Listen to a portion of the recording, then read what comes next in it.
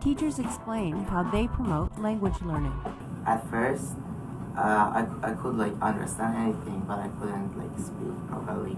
But it was like too English for me that like I have to understand everybody who's talking to me. So like in like first week I had like bad headaches, because like my brain was like getting so tired and I couldn't like. Then after a month it got better and better. Then after 6 months the speaking got better. It can take from 5 to 7 years for a newcomer to learn a language, although children are sponges and they learn so very quickly. It does take a long time, and many people don't realize that.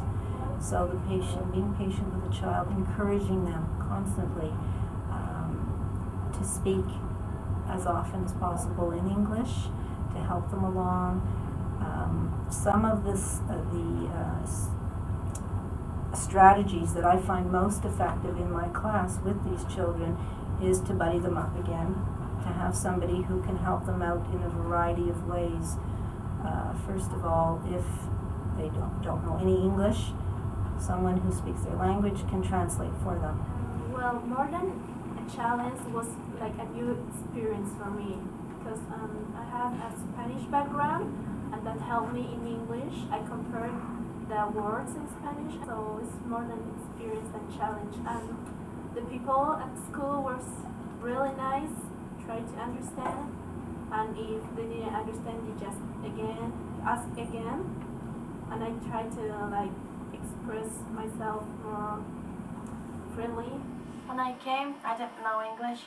I used to go to ESL, and when I started speaking English like a little better, and teachers think that like, wow, they know English now, they can do the same work as like other kids can, but that's not like true. I mean, I can't speak in English, but it doesn't mean that I can read and understand the words. They would give me tests that other people would do, I mean, in my class, that like hard assignments that I really really didn't understand. And spelling, I just came in like about a month. I was going to ESL still, but I still did do the spelling test. I got really, really bad, and I came up to him and asked him, can I redo it? He said, no, you have to study the words. But how can I study them if I still like can't memorize English words?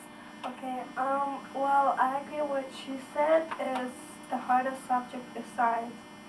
Because we know like the basic language, like the basic English, right? And science is like level 2.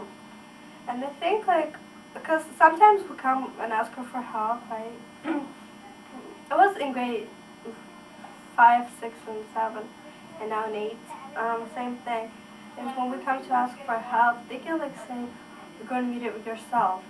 I tried reading it myself, but I still don't understand it. So maybe like, if they can please like try to help us more, like explaining the basic language, because we tried reading it, we still don't understand it, because it's level 2 of English, and plus like other people, when I ask other people, they're like, they explained it to me, right, but well, I wanted like more information so I can get into what everyone is doing. Actually, when I first came here, sometimes I speak my own language in class. I didn't feel anything. I just say it to my friends. I didn't feel embarrassed or anything. But after that, when I speak more English, and then when I see people speak Chinese in class, I feel weird, because like people just stare at you and they don't know what you're talking about, and then the people feel uncomfortable because they also scared if you're talking something bad, you know. So now when I see people speak their own language in class, I kind of, don't feel good. It's actually like a change. So you actually need to realize that people's listening. Like students from your own nationality to help you, because sometimes you don't know anything. Like for example, you need to know about the school, about the scheduling, about the times, about the rooms, like how, like you need help, and because you're your English is not good, so you can really just communicate with like people who speak English. And the usual amount of time if you're arriving as a total beginner to reach that D or E stage would be... You know what, I'm not even going to be able to answer that. I will see young people. I have taught people who didn't know a word of English, and within 12 months are in my ESLC program. I have young people who will be spending 3 semesters in ESLA, because it depends on perhaps your own access to education in your country, your own understanding of how to study. There's so many factors.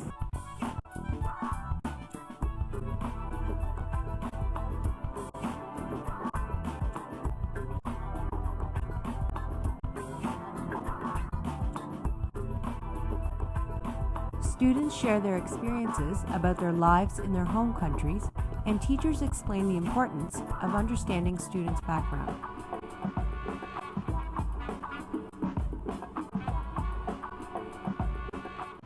And how about some advice for new teachers coming in to the system? Regular teachers.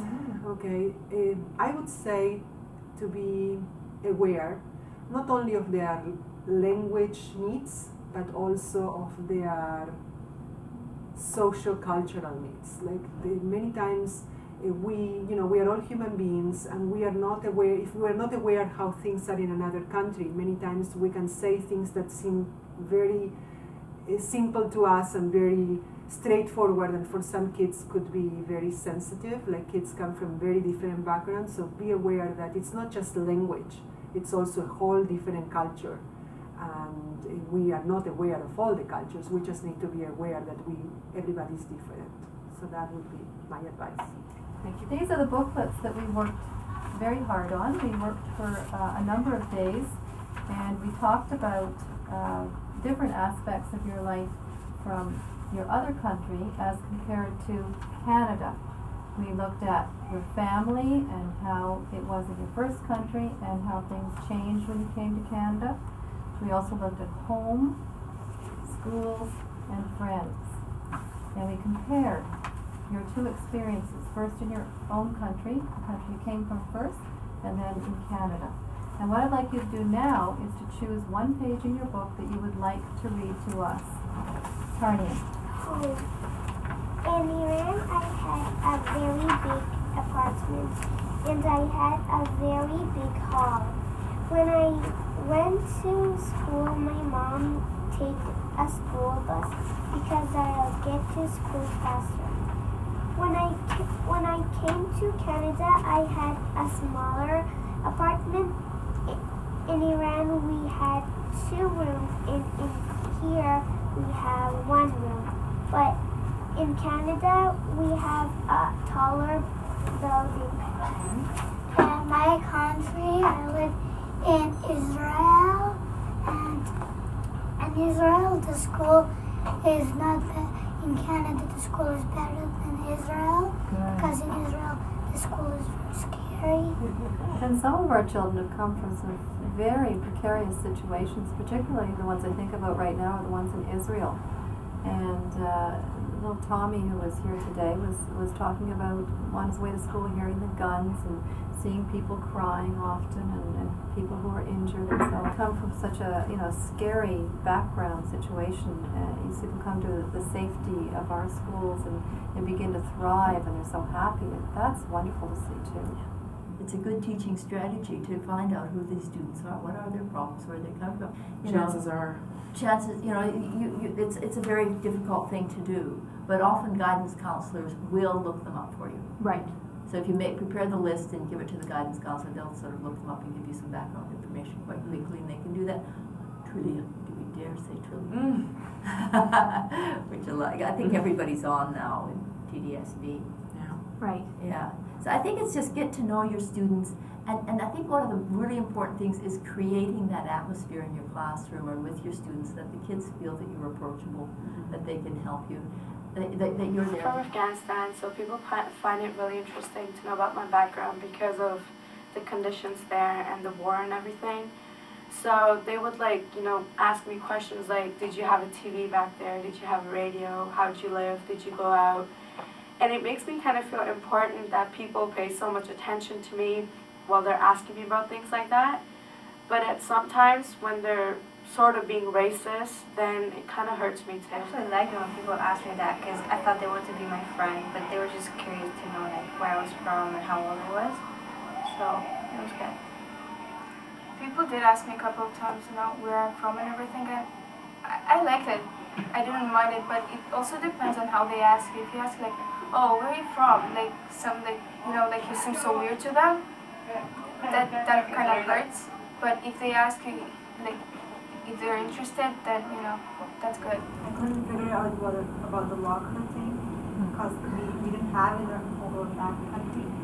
I think the other thing was the attitude of the students towards the teachers, because at a back home, when the teacher comes and walks into the class, we have to stand up and pay respect to the teacher. Here, they just don't bother. They just come in and sit down and start talking. So that was kind of difficult for me to adjust, because first day, whenever a teacher comes in, I used to stand up, and my friend used to be, why are you standing up?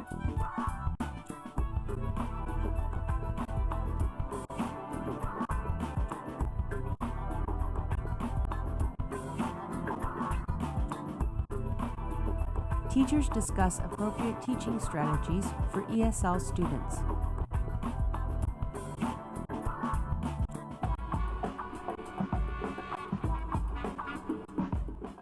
I think I want to be more specific about what the others had talked about when they said get to know the students.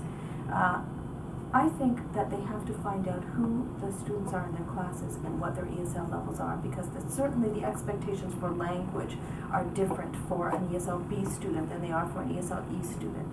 And I think that with the support of the ESL teacher, they can find out some of the capabilities in terms of language of the students in their classes. And then we have to help those teachers to make accommodations to their programs. In addition to things like try and speak more slowly, try and simplify your language. If you're going to use idioms in your everyday speech, stop and ask the kids what those mean. We do that in ESL. Teach kids idioms and ask them what idioms they've heard. But try to simplify the language. Try to keep in mind who the students are in the classes. Try and use key visuals where possible, even as an introduction to a new unit or as some kind of a summary activity at the end. Try to build in some of the strategies that we know help students learn language and learn content. And so, but be specific to who the students are in your class. So it's sort of a runoff of what everybody else was saying. Get to know your students, but specifically get to know what your students can do and where they will be the next semester, and know that it takes time. The other thing when working with ESL students, it's often important to develop a slightly modified version of an assignment for them to do in order for them to achieve success.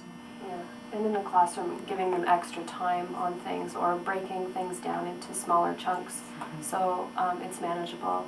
And in terms of the homework too, I often prioritize. This is most important, next important, and do as much as you can so that they don't feel overwhelmed, because many of them will stay up late into the night, and then of course they're tired for school the next day. Some of the things that I was thinking about, and actually these are strategies that are for the mainstream classroom as well. They're not just for ESL students, because there's so many different types of learners in the classroom anyway. But one thing is that when you're going to actually explain something like an actual note, some sort of a handout, instead of just talking about it, put the handout on the overhead at the same time, or put the information you're going to talk about on an overhead so that while you're talking they can actually follow along on the overhead as well. That's an important strategy. Yeah, or if you can't do that, write things on the board. On the board, yeah. But write it in a way that's organized. Mm-hmm. They understand it. Not higgledy-piggledy, here and then we're going and to arrows and and things like that. Cause plan ahead for that. Yeah. And probably in there too, or you might have this down. Some kids that when they come from a script that's not sort of the same as ours, they have a hard time with print and cursive. Mm-hmm. So printing is often easier for them than the cursive writing. But this is something that I work very hard at, trying to provide them with work that is meaningful. Yes, when people, young students come from other countries, there's a lot of language to learn. And yes, colors are important. It's important to know red and see the word red and yellow, but giving a child pages and pages and pages and pages of coloring is not my idea of the best learning. There's a variety of activities that I have available in my class for the ESL learners. Might be taped books when we are doing some silent reading, and the children who are new are not able to read in a book on their own yet. They can sit at a tape recorder and listen to a book on tape, but have the book in front of them. And I usually buddy them up again, 2 at a time, sitting and listening to a book. So it's giving them the opportunity of reading a book in another way, but they're still reading a book. Sometimes I will have others read to them and do a little bit of translating, which is helpful.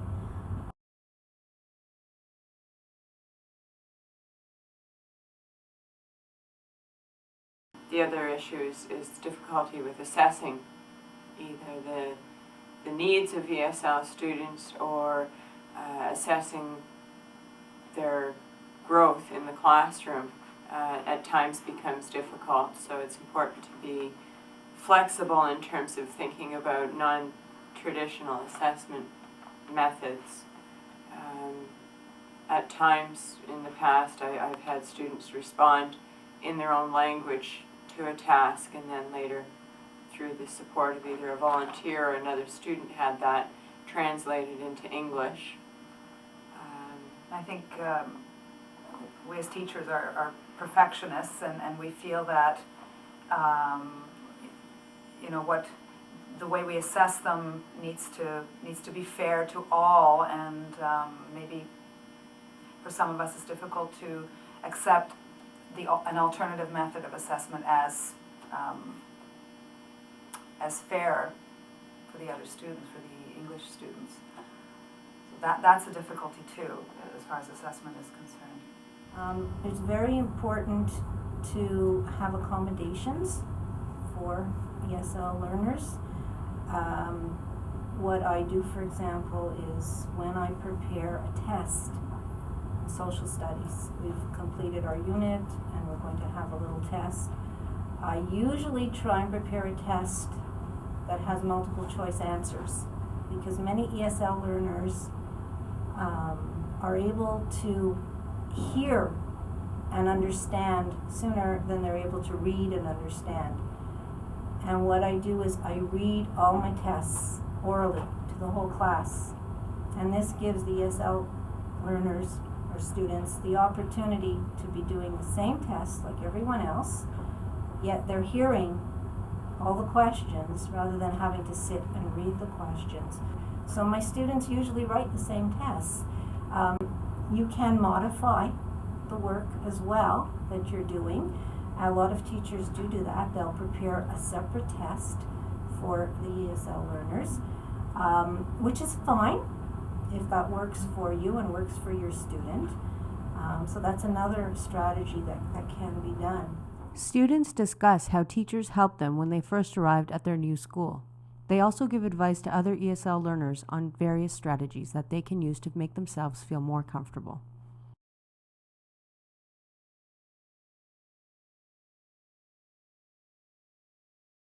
In the classroom, I had to face a lot of work, which was pretty hard for me. I could understand some of the questions even though the teacher explained it to me. My English was worse than ever because I immigrated into Canada only 3 months before. The most terrible thing was the test marks. That time I really hate myself. I felt so stupid. I don't know if people from other countries have that the same problem. When I just come here, I never done any kind of project, like any big thing that you give yourself a deadline and you have to meet that. So I feel stressed every time there's a big project. So like I would really appreciate it if there's somebody can like would help me, like when I first started working on project and things like that. Yeah. They're usually like they're really not that difficult. Just I don't know, because I never did them. I feel stressed, like really stressed when I do them. You have to be kind of organized and plan. And then like I have to give myself a deadline. I'm not used to that. Yeah. Do you think if it would help if the teacher took a big project, broke it down into small parts and said, okay, this week this is due, this week that's due, and then by the end you've completed it without having to worry? Like I remember was in grade 10 there's a science project which is due like in I don't know in March or something, and then I started working on it during the Christmas break while everybody else was playing because I was so stressed, like I was afraid I'm not gonna finish it by the deadline. So did you speak to your teacher about it? No.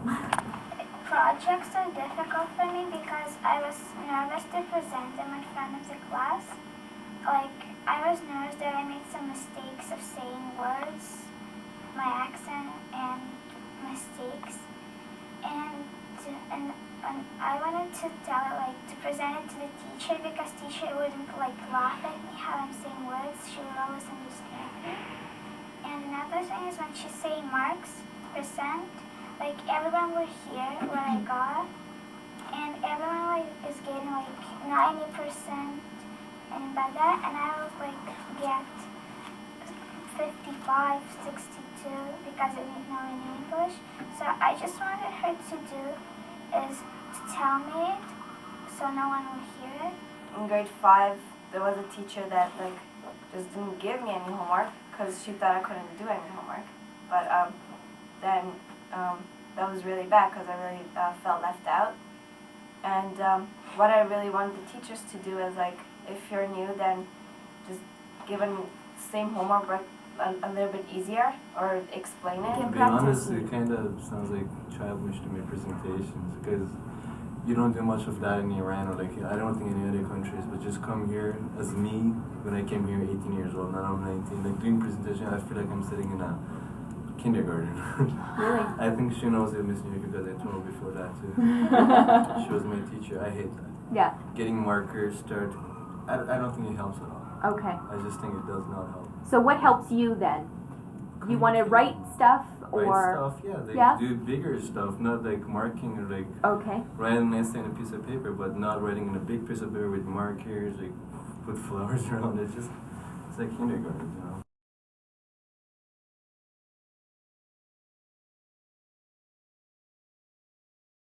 Because I didn't know any English, I had to read baby books, and it was embarrassing for me because everyone was reading like hard books, but it helped me to read quickly. Okay. And when I was like finishing grade 5, I would read like books like that too. Well, I think the thing that really helped me with the teacher is she would like talk to me, explain and stuff. Well, like in the easier language. Because even like right now, we have like problems sometimes with the language, and if they explain it like in the simple language, we understand it more. Can I tell about the teacher? Yes. The teacher can tell somebody who speaks your language to help you and to tell you what the teacher said to you, and then you can understand the teacher. Great. Anna?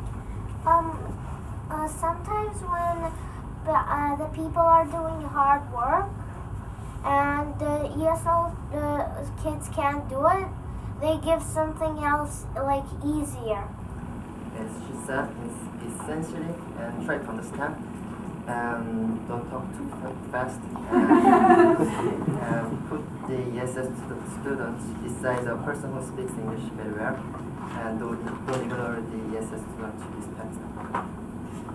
Another thing, don't use don't use very difficult words. Use some words that easy to understand. And teachers also need to explain them to use some pictures or some things like my teacher is very helpful and I love her because when we are reading the book she's always explaining to me some new words and say things, and she's very happy. All right, these are some of the suggestions for teachers that you people felt teachers should know these things so they can make things better for their new students. And we're going to read them over now. Help the new students. Teachers should smile and you will feel good. Teachers should let new students listen and not make them speak until they feel comfortable. Introduce new friends. Don't shout. Be kind and Patient. patient. Give extra time to speak and do work. Our teachers should know about your country. Have legal dictionaries in the classroom. Give new students many chances to answer. Allow students to speak the same language and sit near each other. Let others interpret questions and answer for the new students. Act out or use pictures to communicate. Make sure everyone is treated fairly well. No funny.